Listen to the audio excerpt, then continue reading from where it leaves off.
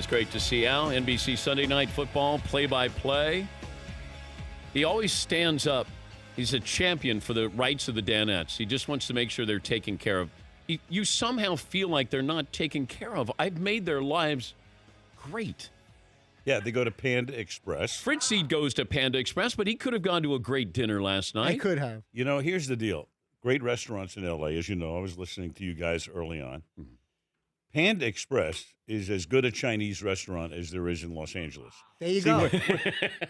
I grew up in New York, and I loved, the regular Chinese, like Shun Li, when we're back there, is fantastic. Shrimp with lobster sauce and all the good stuff. There's too many hoity-toities out here. So my granddaughter turns 8 today, and we may be at Panda Express tonight in the South Bay. Fritzy will be there. So you were in a big rush to make fun of every little thing I do? I know the maitre d' there just in there case. There you go. You can hook me up. I could probably get an extra order of steamed rice. We had a neighbor draft last week, by the way. Who would you want as your neighbor?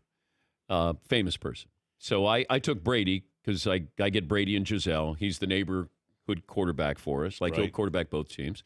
Seton took Chris Pratt because you got Anna Faris, his wife, to go along with that.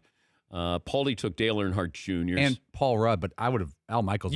I know, as soon as you walked up, Paulie goes, I should have taken Al Michaels in my neighbor draft. I bet Al's got a fantastic grill in his backyard. I just know it. Nice grilling area. Use because you're always out. We're at Toscana almost every night. I haven't been to Toscana since last night. If I could live next door to somebody, maybe Jeff Bezos, because I know I could always, get a loan if I need one. Yeah. Okay. Somebody like that. Okay, so you don't want a famous friend like Hollywood friend. No. You want a monetary somebody who I could rely on for my day trading. Okay. For really good tips. Like Warren Buffett would be a. Yeah, he's kind of maybe Warren Buffett or somebody of that ilk, or one of the top hedge fund guys.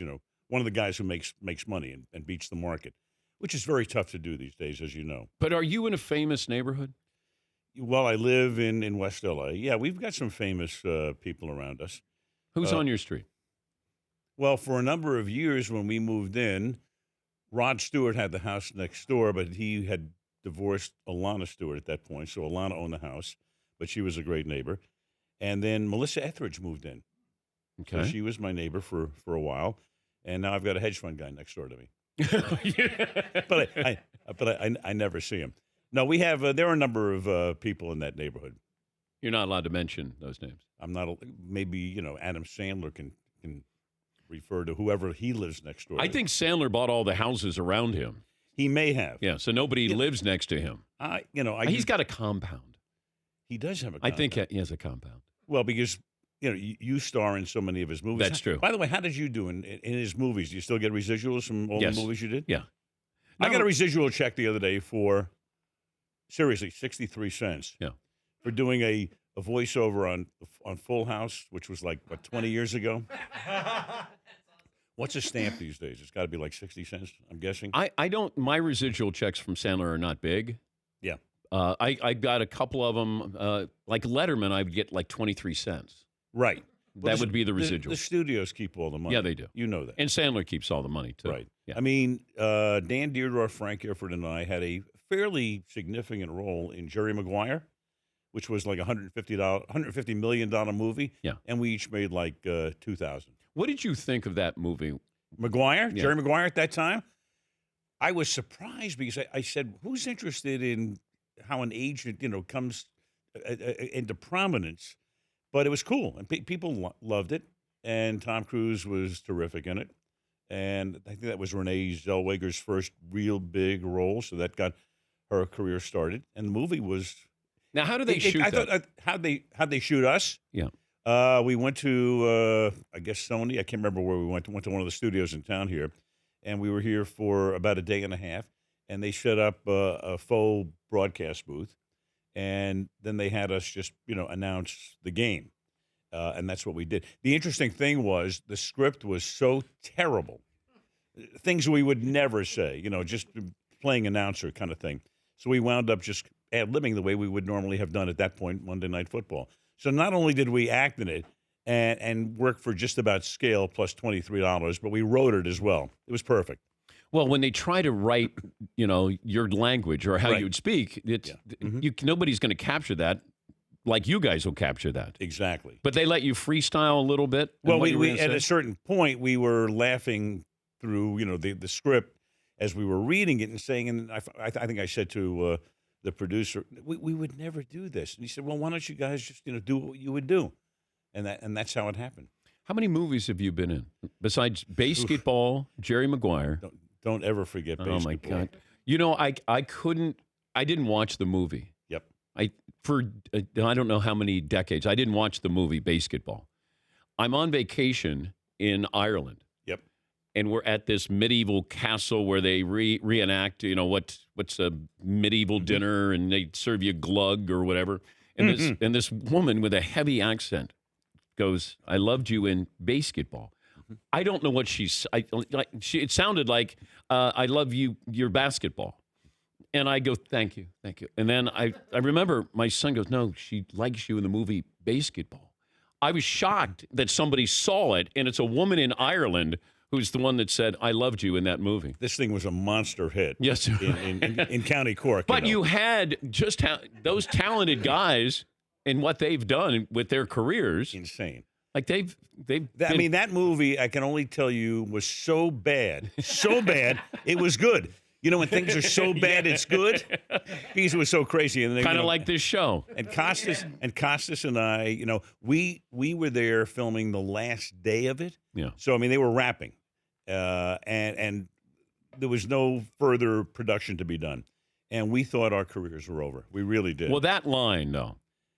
Costas's line. Yes. Yeah. Feel these nipples. Yes. Right. Yeah. And you see, they had the wrong inflection, too, because Bob should have said, "Feel these nipples."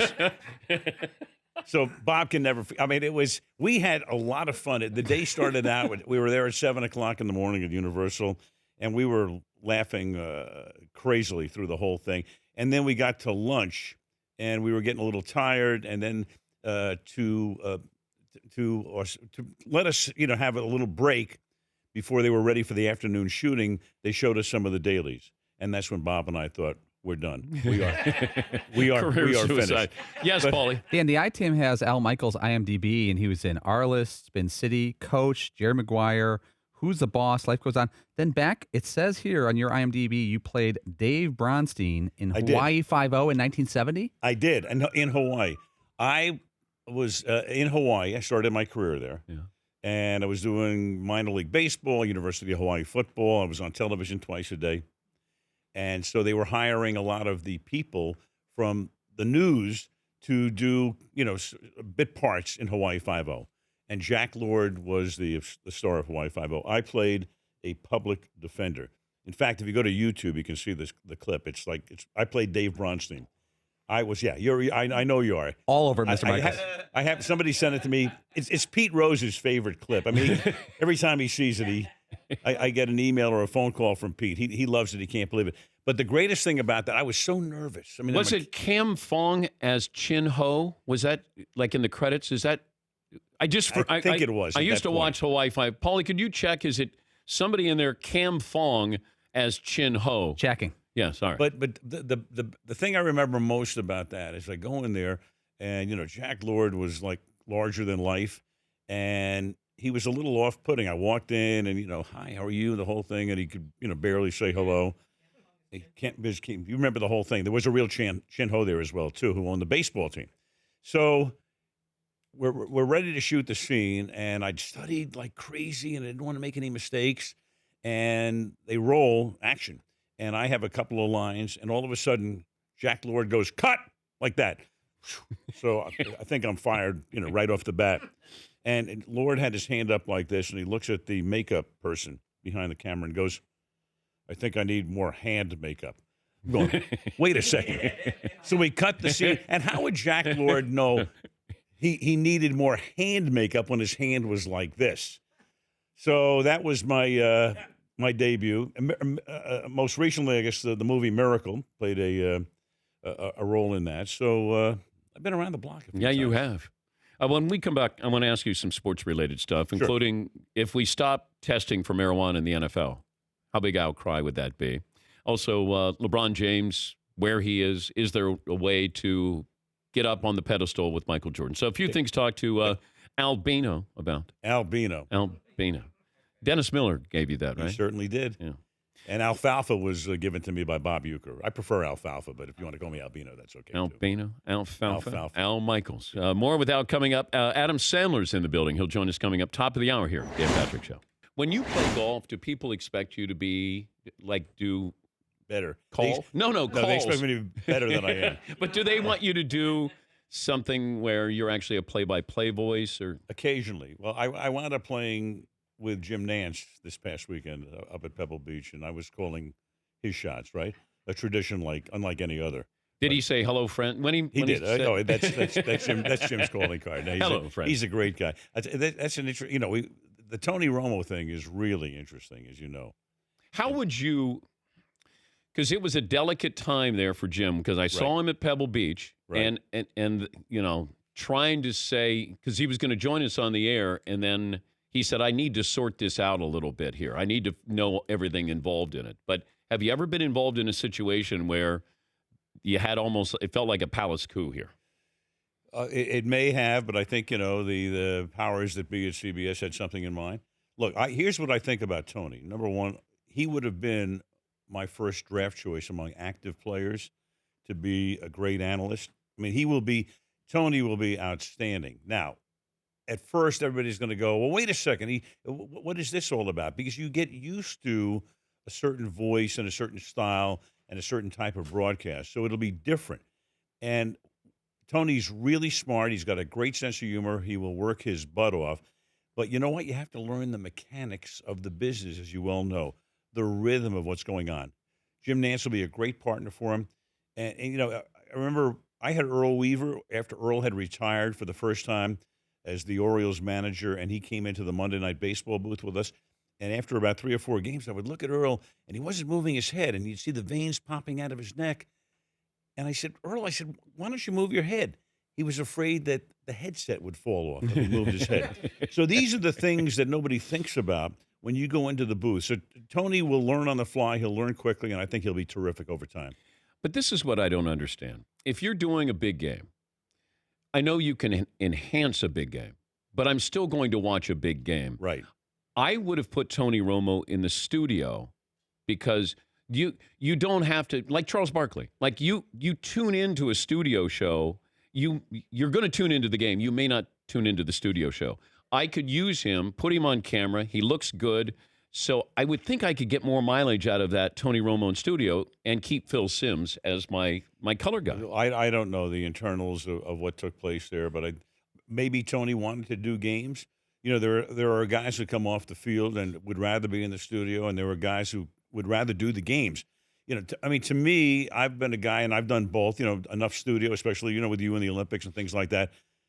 But I prefer to be at the game because that's where the action is. Yeah. I love the buzz and the excitement. So I'm not saying that necessarily was what Tony wanted to do, but it was an opportunity for him. And, it made it, I think, easier for him to make the decision that he made instead of going back to play, for whoever he was going to play for when they came to him and said, we're going to put you on the number one. Oh, game. I understand why you'd want to do games as opposed to studio. But if I'm a studio head, I want to see Tony Romo, not just hear Tony Romo. And that's where I thought if you put him on the pregame. A couple of things. Yep. If the NFL stopped testing for marijuana, right, what would the reaction be? Short term, long term? 2-day story. I think everything's a 2-day story these days. So people would talk about it. I don't think that it would be a long-term issue. I mean, people would say, "Oh, this is good, this is bad, whatever." But the NFL has gotten through everything. Yeah. The league's almost bulletproof. I mean, in maybe it's a bad choice of words. Yes. In today's world, I just don't think it's that big of a deal. But when you do for the fans, I'm saying for the fans. Yeah, and I think the opiate issue is a whole lot bigger with the NFL. But when you do a game and let's say you have Joe Mixon in the Bengals. I don't think we have a Bengal game this year on Sunday Night Football, do we? There's one on Thursday. Thursday Night Football. In our package, yeah. But how much does Joe Mixon, what happened at Oklahoma, come into play?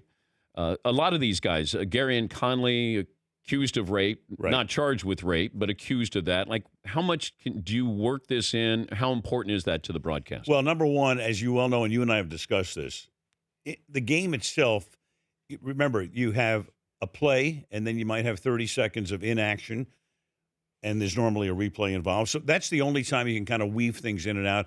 Look, Fred Godelli is our producer. He does a masterful job. We had a game this year. I missed that game, but Mike Tirico did it with Chris and Michelle Tafoya. Tyreek Hill had a big game.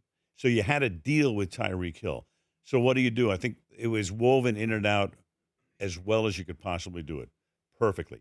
But those stories are stories that you can develop on the pregame show or halftime. Yeah. Because during the game itself, people are kind of half listening to the stories. You have to really be careful. And you can't, you just can't go away from the game. People have tuned in to watch the game. They don't want to be lectured, but clearly if you're dealing with a Mixon or somebody like that, or a Greg Hardy when he was with Dallas, you had to deal with it. But you have to do it very deftly and carefully and make your points cogently and very quickly, too. And, Godelli's the greatest at making sure we kind of weave that in without taking it away from the game, because people want to watch the game. Would Michael Jordan be lovable, embraceable now with today's social media? Because I look at LeBron, I don't think he's embraceable. I don't think fans love him. I think there's respect. I don't know if there's love. Where there's so much admiration for Jordan, but do you think we would treat him the same today? Well, if you go back to that time when Michael was playing, I mean, there were there are always going to be naysayers. You know that. We live in this world of, I call it anti-social media, right? Where people just want to blast people around the clock. This is what it is. Yeah. So no matter, Mother Teresa is still going to get ripped on anti-social media. You know that. Yeah. So nobody's perfect. No, envy and jealousy are incurable. And so there are people who just want to blast you. And now in today's world, you have this little forum where you can sit, in your basement and rip the hell out of somebody and feel good about it because you see it back on your computer screen. So, I think LeBron is recognized generally extremely favorably and should be. He had that one, that one misstep with the decision was, horrible concept, terribly produced situation. I'm sure if he had to do it all over again. But you can't. So that's one thing in this gigantic career and this great body of work, and he's a phenomenal player. And I know him a little bit, and he seems like a really good guy to me. And I just think, when it's all over and done with, 20 years from now, we'll think about LeBron in the same manner that we think about Jordan right now. What if you were asked to host the decision? And by LeBron or ESPN, and they want you to drag it out because they wanted to drag it out, and Jim Gray was the host there. Right. Wouldn't put myself in that position. You wouldn't. No, because that's not that's not journalism. That's whatever the hell it is. It's fake news. Yeah, is what it basically is. Right. There's a whole bunch of garbage that went around to I'm going to take my talents to South Beach. Yeah. And even whoever came up with that phrase for him. What the hell is that? What was that? I'm going to Miami, period. I'm taking you couldn't have had an hour-long special, Al, if they just say, correct. And LeBron, correct. What's your decision? I'm going to Miami. Right. All right. Right. Thank you for joining us. Instead of do you bite your nails and all that other nonsense that preceded it. I like that it was the Boys and Girls Club of Greenwich, Connecticut. Oh, right. Like, I'm going to go hardcore. Right. It's really tough times at the Boys and Girls Club of Greenwich, Connecticut. Right. All these sons and daughters of hedge fund managers, right? Yeah. Exactly. Can you stick around? Of course I can. I want to ask you a Kentucky Derby story. How many derbies were you involved in? 15 in a row between 86 and 2000. All right. We'll come back with Al Michaels, Adam Sandler, a little under the weather, but he's a gamer. He'll join us top of the hour here at Dan Patrick Show. We brought this up yesterday. Yeah. You see? He needed more hand makeup. You know what's really sad right now? Is Adam Sandler can't sit alone in a room by yourself. I like Al Michaels, man. I left you some locks, and there's a half a bagel in there for you, too. I'll be back. Thank you. Sandman, do you want to work a shift and take my seat here? No. But I'm worried for you. I feel fine. Like he's back in the green room all by himself because he normally pays people to stay with him and laugh at all of his jokes. Yep. And he couldn't get anybody to get up this early, right? I had my wife halfway here. She got out. Sandler, you'll get your airtime, okay? Okay, no. I just Netflix wanted me to get on as much as possible. Right. Yeah, well Sorry, done. Al. Well done.